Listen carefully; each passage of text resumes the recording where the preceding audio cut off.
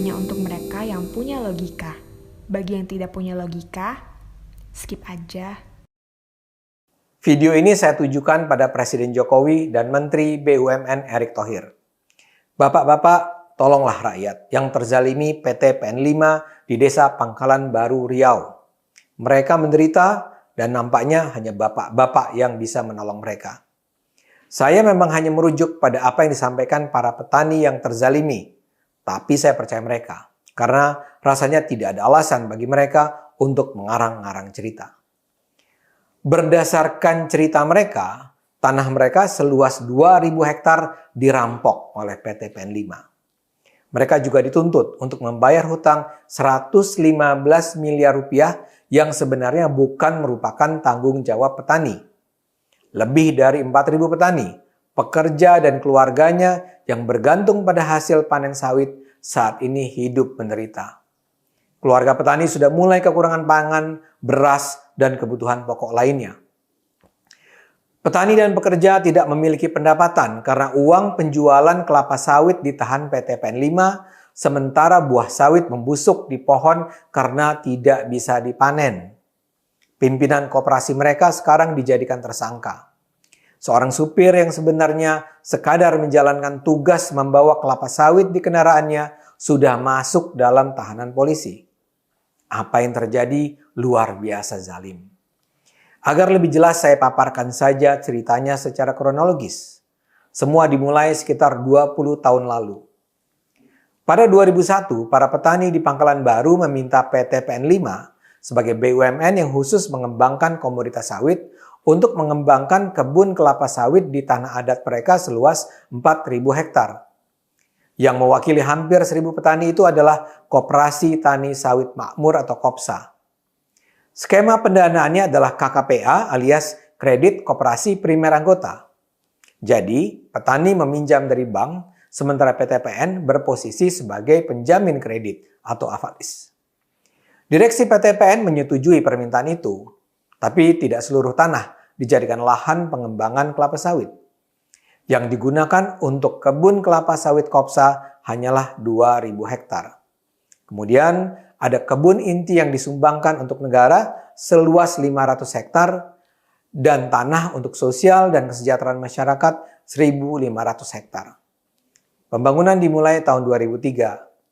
Selama pembangunan berjalan, pengurus KOPSA diminta menandatangani surat pengakuan hutang pada Bank Agro sebesar hampir 53 miliar rupiah. Belakangan hutang pada Bank Agro itu meningkat menjadi sekitar 79 miliar rupiah pada April 2013. Bahkan pada 2016 angka hutang itu semakin membengkak menjadi sekitar 115,2 miliar rupiah. Kalau saja pengembangan kelapa sawit itu benar-benar digarap PT PN 5, mungkin kewajiban bayar hutang sebesar itu tak bermasalah. Masalahnya PT PN 5 praktis gagal melakukan kewajibannya. Sesuai peraturan Gubernur Riau, 36 bulan atau 3 tahun sesudah pembangunan dimulai, kebun tersebut seharusnya diserahkan pada petani. Nyatanya nol besar. PT PN 5 gagal membangun kebun seluas 2.050 hektar itu dan tidak ada penyerahan kebun sesuai perjanjian. Lebih parahnya lagi, kemudian diketahui dari tanah petani itu ada 400 hektar lahan dikuasai PT Langgam Harmoni. 100 hektar dikuasai Maijen TNI SW dan 240 hektar dikuasai oleh PT Kabin. PT PN 5 menjaminkan surat keterangan tanah dan sertifikat hak milik seluas 2.050 hektar ke Bank Mandiri untuk membangun kebun-kebun yang justru dikuasai oleh pihak lain. Demikian pula hutang yang harus dibayar para petani. PT PN tidak transparan dalam mengelola pinjaman Bank Agro dan juga tidak akuntabel dalam pengalihan utang dari Bank Agro ke Bank Mandiri. Pembengkakan utang sehingga mencapai 115 miliar rupiah terjadi tanpa sepengetahuan petani. Bahkan diperkirakan proyeksi utang petani bisa mencapai 170 miliar pada 2022.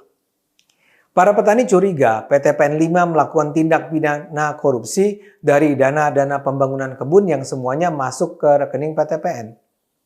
Diduga penggelembungan hutang itu dinikmati oleh oknum PTPN. Kopsa sudah melaporkan dugaan ini kepada KPK. Sisa tanah yang masih menjadi milik Kopsa pun tidak dibangun secara memadai.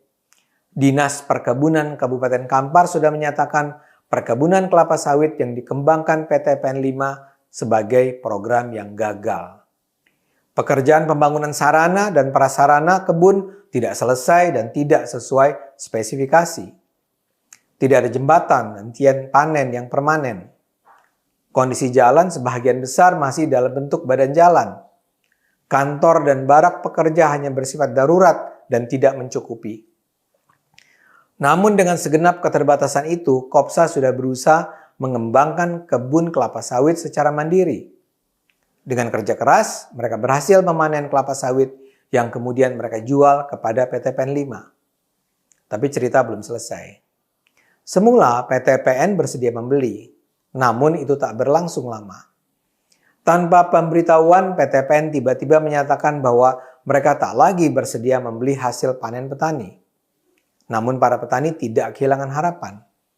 Hasil panen mereka jual ke pabrik lain yang membutuhkan kelapa sawit. Lagi-lagi sukses. Kemudian PTPN menyerang balik. Sebuah truk yang membawa hasil panen untuk dijual ke pabrik ditahan di tengah jalan. 2 petani yang membawa komoditas tersebut ditahan dan dinyatakan tersangka dengan tuduhan penggelapan hasil panen kebun petani. Ketua Koperasi Antoni Hamzah juga dilaporkan atas tuduhan pemerasan dan pengancaman. Bahkan dana hasil penjualan sawit sebesar lebih dari 3 miliar rupiah disandera oleh PTPN 5. Akibatnya, pekerja dan petani tidak menerima upah dan penghasilan. Untuk memecah belah petani, PTPN juga membentuk pengurus koperasi tandingan. Koperasi tandingan ini tidak memiliki ketua, tapi hanya ada sekretaris yang merupakan karyawan PTPN 5. Apa yang dilakukan PTPN 5 sangat jahat. Mereka gagal mengembangkan kebun kelapa sawit, tapi tidak mau menanggung kerugian. Seluruh kerugian ditimbangkan pada petani. Mereka tidak mau bertanggung jawab atas lahan petani yang dijual kepada pihak ketiga, pihak keempat, pihak kelima. Bahkan ketika petani sukses mengembangkan kebun kelapa sawit secara mandiri, upaya itu dimatikan dengan ditutupnya akses untuk menjual sawit tersebut kepada pihak di luar PTPN 5. Uang petani ditahan, keluarga petani dibiarkan kelaparan. Bahkan ada petani yang ditangkap dan ketua koperasi pun dikriminalkan. Kesannya PTPN 5 berusaha agar para petani membiarkan saja tanahnya diambil alih. Mereka dikondisikan harus menanggung utang yang tak mungkin dibayar dan membiarkan tanah itu disita.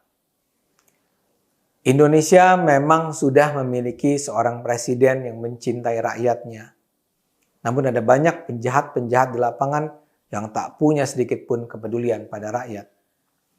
Apa yang dilakukan PTPN ini mengingatkan kita pada kaum berdebah di zaman Orde Baru yang dengan riang gembira memiskinkan rakyat untuk kepentingan mereka.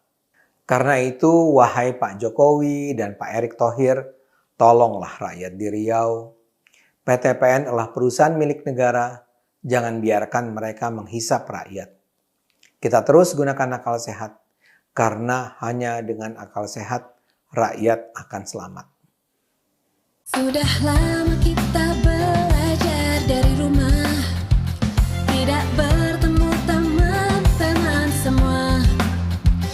Biasanya kita belajar bersama, penuh dengan suasana riang. Kangen teman-teman semua yang selalu di hati. Kini tiba saatnya belajar tatap muka, terbatas dan juga aman. Atas izin orang tua kita bertemu lagi, ingatlah hari ini. Etika baku bersih, cek suhu jangan lupa, cuci tangan dahulu, jaga jarak selalu, pakai maskermu. Kombinasi pembelajaran berkualitas yang aman juga nyaman bikin orang tua makin tenang.